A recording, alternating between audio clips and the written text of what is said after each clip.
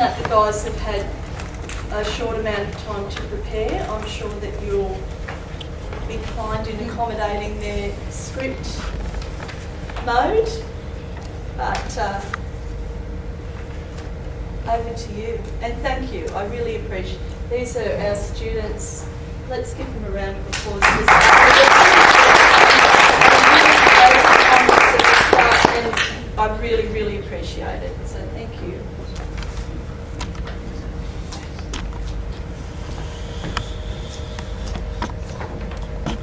You go in, you put your money in the till, you open the bar up and do the normal procedures. Stock the fridge if it needs stocking. You could be out the back for 5 minutes sorting out glasses and setting that up, and then you got nothing to do, and normally you go for a walk around the poker machines, pick up any odd glasses that are out there, or pick up the change cups for the girls in the poker machine kiosk and take that over and have a quick yatter and so forth and do the normal things. Chat up the regular drunks. It's only a job. I'm only a number there. I stand behind a bar, put up with obnoxious people. I do my job. I'm not dedicated to that place, no way. My family comes first before that bloody place does. Oh, the place was amazing. Just every nook and cranny. I've been on the roof, underneath stages, above stages, up where the chandeliers are in the big auditoriums. The place was so huge and the chandeliers up there were just massive. You had these big winches to wind them down and change the light bulbs and clean them. Besides the stage was a fire exit, just a small little square, and then they had the door that led down. Down the basement itself is the door from the basement of the trades hall. There's a door there, and if you open up the door, it led straight to the cellar at the top. You know, where the stairs went down to your meeting rooms or whatever. There was a door on your left that led straight to the cellar. That's where all your grog was. That's why it's a steel door. You get the oxy gear out. Pouring down in the middle of winter, I was up on the roof with one of the other casuals. We were sitting there, full wet weathers, sitting on the roof, doing a tap dance to the people in the street, pouring down rain. We had to go up and clean the gutterings because the gutterings was getting blocked and making leaks into the club. So we had to go up there and get all the stuff out of the guttering. So while we were up there, these people were looking up, gaping. Wow, wearing a hat, full wet weather gear. It was great. You had your special moments with a lot of the patrons. I'm sure a lot of them thought of me as their daughter sometimes, or as part of their family, because, you know, there's not just one. Probably got dozens of them that'll seek me out, get the little Chrissy presents off them. I get up at 4 a.m. I don't do a lot before because everyone's still asleep.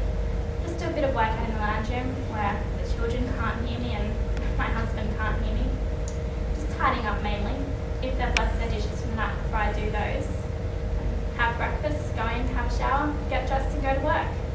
We clean the mezzanine section first, everything. Bars, tables, chairs, carpets, toilets and offices. Then move into the old auditorium, then the meeting place, the blue room. Then we finish off in the new auditorium. Full 8.5 hour day, the usual routine. For a rock concert, we start in the new auditorium at 2 a.m. Use garden rakes to rake up all the cans. Just rake them all up into piles and pick them up. Taking out sometimes 40 bags of cans, maybe more. Then we vacuum, then we wash the dance floor. Huge dance floor. Quite a few hours because you're looking at mud. Constantly used to find pieces of underwear. I mean, that was a constant day-to-day thing, but just the underwear, you would find it in the strangest of places. You know, probably just out on the deck, you know, draped over a chair or under a chair or something like that. Some would be discreet. They'd go to the bathroom and leave them there. If I wanted to change anything, as a supervisor, I virtually just do it myself. You know, it's in place and there's nothing they can say once it's in place. And then I go to Wayne and I say, what do you think of this idea? I say, yes, Lynn, that's a good idea. I say, great, it's done. Oh, great boss to work for. Oh yeah, best boss I've ever worked for, and it's a woman. Yeah, Lynn's a top lady. She asked me to come in and do cleaning shift in the morning. No worries. I'd get up for her, no worries, because I'd enjoyed doing it. Something different. So she thought I was that good of a worker. I'd work for her anywhere, any job. If she was a Boilermaker, I'd still work under her. He was like a son, John. He was probably one of my biggest, not problems, but I helped him with his personal life. His training in particular, because he came out of the bar and into my section. She had these little finicky things on the roster, like steam cleaning the floors, cleaning the windows, or doing the light bulbs. My staff did everything. They knew I expected them to do their things right, but I was very fair. Everything that had to be done in that club, my staff did. Lynn's shoe. I've lost my shoe off my foot. I was just getting up off my chair. I was going to check my staff because they'd been on their break. And we had a rock concert that night. I'd been doing the rosters and that's how I lost my shoe. It was only a flat shoe, so that's all the more amazing. I had my shoe sort of half on, half off sort of thing, and like the rumble came, the movement of the ground, and well, that stage I was on my feet because the lights went out, and well, that virtually would have been my job, you know, to go and find out why they went out. Not to fix it, but to find out what was going on. And I got up off the chair, I took one step, and then the lights were out. One more step, and all the bricks came down just at my doorway, and everything just kept on tumbling. The big unit, the air conditioning unit, came off the roof, just sheared straight down in front, and everything kept on falling, and I didn't scream, and as soon as it starts, it stops, and I sort of stop and look around. I know every inch of that club, but I just can't orientate myself, you know? It's just nothing. Just quietness, you know? Really, it was just so still. And then the alarms and the screaming.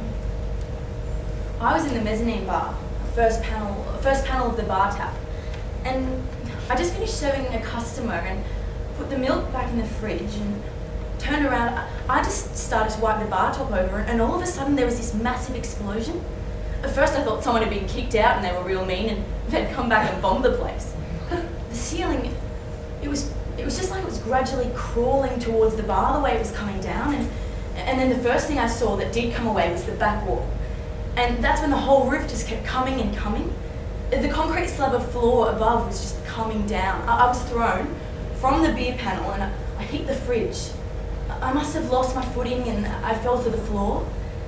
And the beer panel closed up behind me, and all I could remember, my husband, John, he's a miner's deputy. When there's a mine cave-in, you stay low and you grab hold of something because the air goes this way and there's nowhere for the air to go. So I was just hanging onto the rods and saying a few prayers. Lynn had me in at 6:30 that morning. It was a hoy morning, so we had all downstairs to clean, then upstairs to the old auditorium to set up before 9:30 before they all... And I mean, it was unreal, like a herd of sheep. 9:30 came and there'd be a barrage of old pensioners up the stairs, searching out a table, you know, flying. That's what they were like though. Up the stairs, they just ran. Like, you'd watch them go down the stairs afterwards, they'd be hobbling and holding onto the side of the rail and that sort of stuff. They're running up the stairs, hell for leather. Anyway, me and Greg, who's turned religious, I'd say about 9 months before or something, he was right into it at the time. He was sort of trying to push it onto people, and this is an omen for you.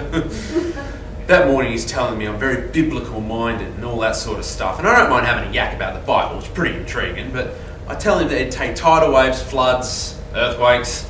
It'd take all that before I went to church with him. Thank God. Thank God Lynn sent us down to the Union Street door. I'd be in the middle of it if she didn't. Do the windows and clean the lights, the big round ball lights. And I said, leave it out. Greg could do it by himself. How about I vacuum the new auditorium? Because the new auditorium needed a vac. It was pretty filthy. I'll just vacuum the auditorium.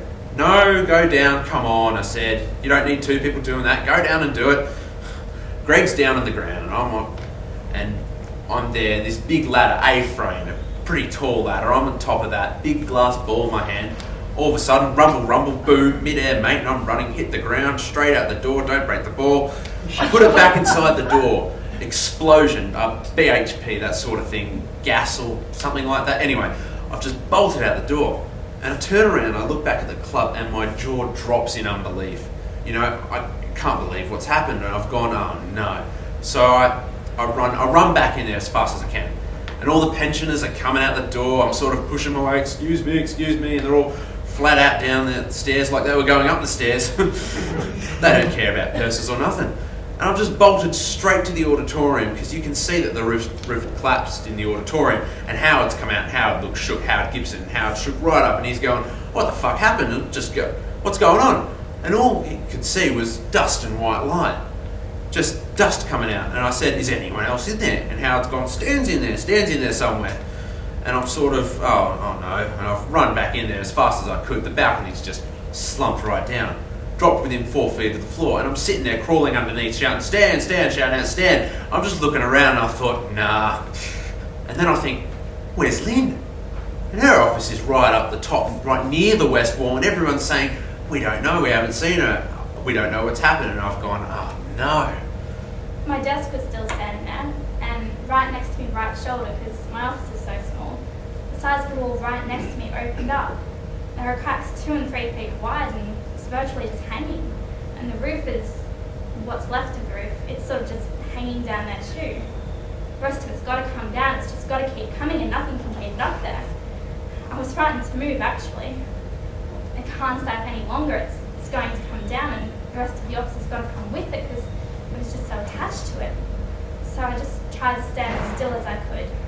You know, you talk about your knees shaking, and mine were. First really quite uncontrollable. It was as if you were going like that. But yes, I tried to stand as still as possible. And around me the club is gone. I can see as far as Hamilton, straight down King Street without moving my head, and right up to Bull Street. It's just nothing. We're just lining people up like you do in a war zone, all on the median strip, in sections as to who is hurt more than others. One of them is out to it. Get her on her side, coma position, can't get her teeth out. And this other chappie comes up and he says, look, I'm an ex-ambulance man, so he gets her bottom teeth out. There's no ambulances, and we're flagging down cars on the street to take people to hospital. And Wayne's asked for anybody, any staff that got knowledge of first aid, can they give a hand? And we're doing tourniquets to our clientele that were in there and just stopping the bleeding.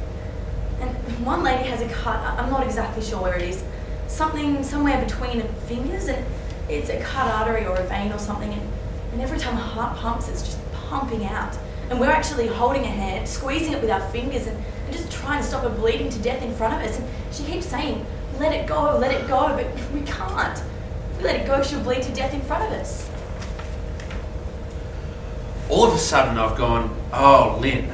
And I've gone, oh no, that's right, I was going for Lynn. I don't know how long I was trapped up there for before I seen some workmen. And the rescue worker come round, the police rescue worker, and he looked up and seen me, and he said to me, just don't move, lady, not even a centimetre. And I said, this roof, I said, it's going to come down, isn't it? And he said, just stand still, perfectly still.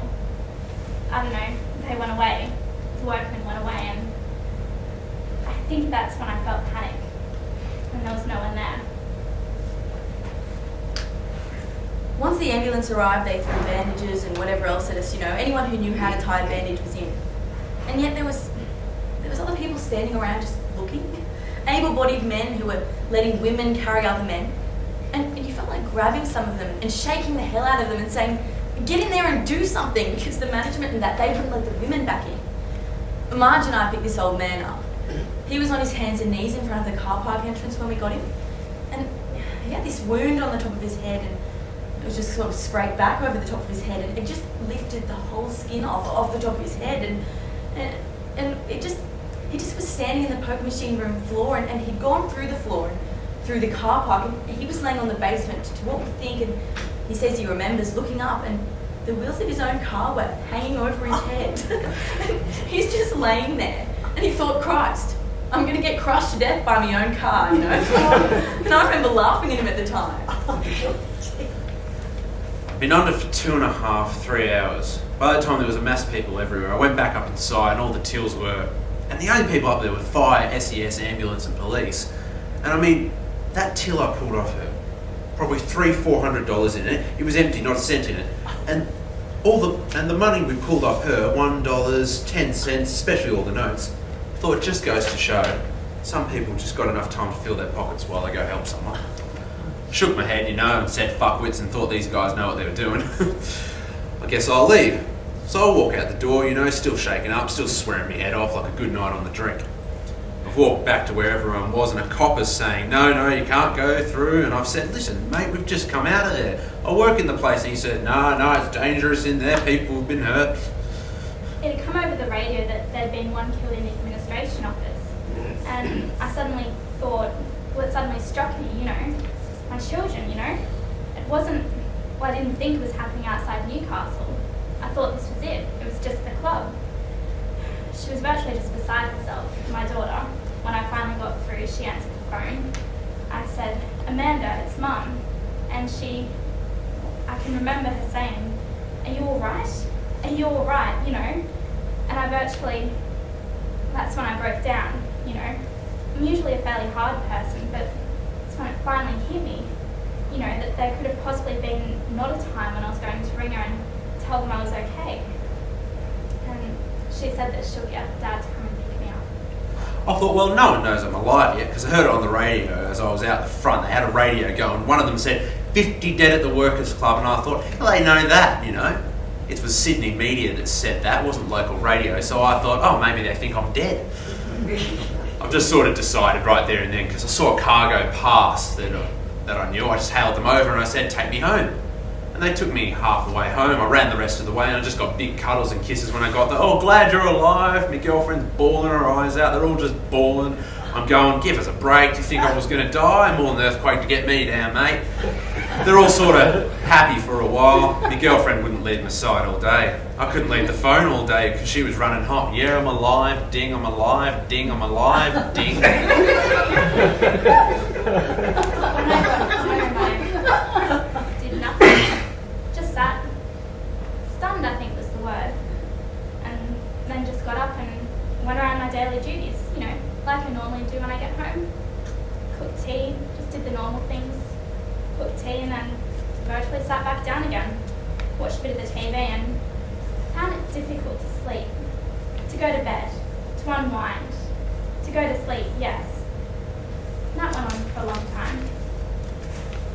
On the day the earthquake struck, Lynn Brown was trapped up in her office for 40 minutes. To John Constable, it felt like 5 minutes.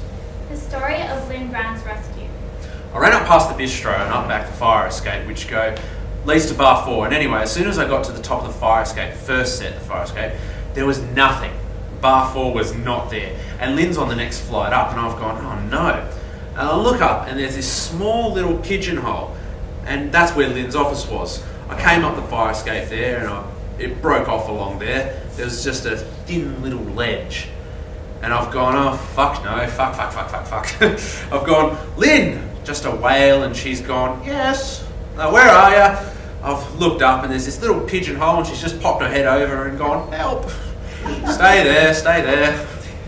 He was swearing, and that John doesn't do that normally, particularly in front of me, because he knows I'd give him a smack for it.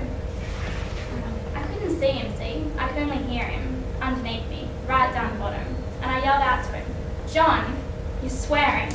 Oh, sorry, he said. And I've looked down, and there's 2 waterboard guys were moving away with a ladder, and I've whistled out and I said, hey, give me that ladder up here. So what we ended up doing was there was rubble all here. We ended up just putting the legs of it into the rubble, and one of the waterboard guys just sat there with his hands into the rubble, and we tracked it up to Lynn's office, and the other one put all his weight behind the ladder, got up on that slight edge and put all his weight behind the ladder. They virtually just held it in midair, and John climbed the ladder with the guys holding it, and he jumped over into the office and just grabbed hold of me. Don't ask me how I got over to the ladder, but I had to get over to the ladder. And he just kept on talking, going from one thing to another, still very hyped up, but when he reached me, he seemed to settle a little bit more. Probably felt that the shoe was on the other foot. At the moment, he was probably able to do something for me for a change. I said, I'll go first and you can come down sort of in front of me. Anyway, I've gone down and she couldn't get down fast enough. I thought I was going to go right up her skirt. John manoeuvred me down this ladder and they said, step out onto this ledge. I put one foot out and then the ledge went, so I had to get back on the ladder. And we went down a bit further. That's where they jammed the door in between the carpet and some rubble. And a workman was standing behind that, and I had to jump over to the door. And so he had his arms out, It's only a little space I had to jump over to. And then all of a sudden there were these stairways sticking out from nowhere. Had to jump around onto that then. And then John followed me down the ladder. He followed me down the ladder, and he just, when we got halfway down the stairs, you know, he just sort of grabbed hold of me and sort of, you know, went to pieces. She gave me a big cuddle, I give her a cuddle, pretty tight one. I'm sitting there cuddling her, and we were walking down past the kiosk. I'm in a bistro, and she says, "Is anyone hurt?" And I said, "No, not that I know of." We got through the club. He wouldn't let me look at anything, sort of, you know, covered me head while we went through, but the only thing I do remember seeing was money. Just money everywhere when we got to the doorway of the club. I waited through it as I was coming out. 10 cent, 20 cent coins they would have been. And there was a lot of them, you know, scrunching under your feet. I've got her out, and they're still pulling people out. And I'm in the middle of the street, and they're saying, "Just stay here, John, you've done your job, just stay there." There's still people screaming in there. He took me right out to the street. I can remember walking out of the front doors, and then I was swamped by people, arms around you, and John just quietly slipped away. He must have, because I don't remember seeing him. I know now that he went back inside the club.